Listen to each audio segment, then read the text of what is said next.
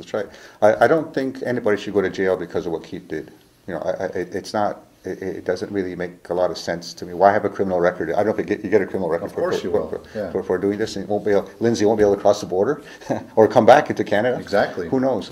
But you know, it's not worth that kind of fight. I agree. Just let him run on our terms. You know, just say go ahead, run, and then he'll lose, and that'll be the end of it. And he can't complain that he wasn't a fair election because he did. The judgment said put him on the ballot. That's all it said. And then and basically it's you know it seems like an easy fix, but unfortunately the powers that be may not look at the big picture like that. And then you know that's where it comes a personal thing and then saying, well, now because we didn't make that decision before, now other people are going to make that decision for me. So now it's becoming now we're going against the federal government and everything else like that. But I want to talk about the worst case scenarios, and we spoke about some of them. And one of them was that you know, yeah, you're not in contempt of court until election day, basically, because you don't know if your name is on the ballot until people go actually vote and you see the document and his name isn't on it. And in that situation, then whether or not they have already petitioned the court for a warrant to have him arrested or stop the elections. And then obviously because it's a federal court and a Federal Reserve, that is it the RCMP that's going to be coming in? And because we opened the door for them, you know, when the peacekeepers did all these operations and they let the SQ and the RCMP but now what do? Does the federal court send the RCMP to execute the warrant? Does the peacekeepers do it? Do we end up into another 1979 when if the police refuse or you know go against the injunction and how do we do? Is like the police are under the Police Act. They can't not do it. I would have to assume that if there's a charge, I don't know if you're going to be a contempt of court until Saturday. That's what I mean. Yeah, so I don't think the judge, anybody can charge Lindsay until the actual day the ballots come out. You know?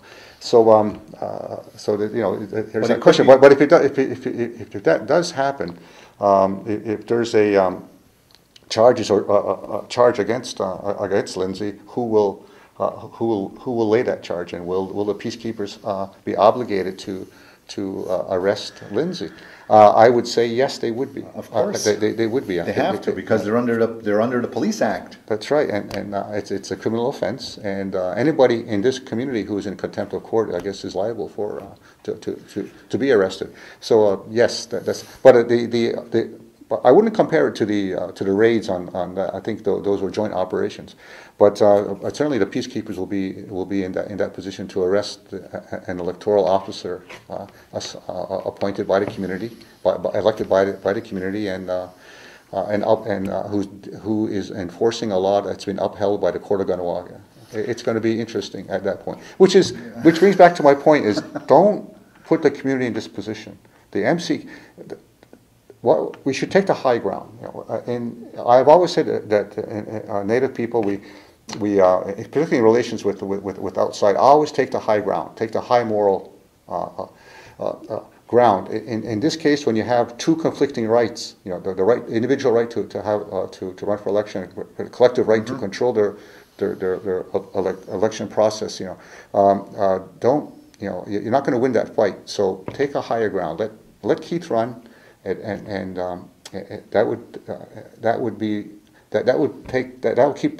keep the high ground. Exactly. Keep the high ground. You know, don't be, because we're going to lose in public opinion, and we're going to lose in other court cases and other fields if it puts the scenery in jeopardy and negotiations and any negotiations that government. The 10 agreements that they have. That's right. Yeah, puts everything into like abeyance until the political situation is resolved. And to resolve the political issue takes wisdom, and it's not an issue of being politically correct, but it's to be politically wise. What's the wisest choice to make? And if the parents are having problems, the kids are going to have problems, and we're going to be in that situation, and there's too many people affected by the outcome of this, or if it's not done the way I think it should be done. And I agree with you that let Keith run, let him run, let the cards fall how they may, and let's deal with the after effects as a result of what they don't do.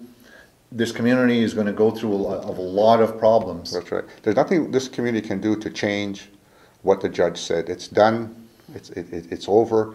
We have to, live with it, but don't make it worse. Don't compound it. Don't make it worse by defying that, and let Keith run, but on our terms. Say that, but not because the judge said so, but let him run because we feel it'll keep peace in the house. That's right. And it's the right thing to do, I think, in this situation. That's right. But it's hard for people to. I know that people are angry. A lot of people are angry out there, and some people want to string this guy up. But you'll have to. And I think his supporters have to take into consideration too, what position they have also put this community in the whole community, not just the elected system. Anybody in the Longhouse, people who are neutral or ambivalent to everything. The impacts of this are far-reaching. But the thing is, like it's him that this situation happened to, but it could have been anybody else. It could have been. Prior to this and in the future, because of the way the system is right now, and unfortunately we're there, and we know that the future leadership needs to address these issues seriously and not just lip service like we've been getting over the years. Now it's come to bite them in the ass. Now it's time for us to do something. That's right, exactly. One more point I want to make is that why Keith was not allowed to run. Keith is not a mass murderer. If Keith was a mass murderer or something like that, and the federal judge was saying he has still a right to run, then you have a principled reason not to allow him to run, and that is a higher. Then you would have a really good argument. But the reasons that he's not running is but because of a vote of not confidence. Maybe Keith had shaken up the confidence people had in whether he was telling the truth and stuff like that.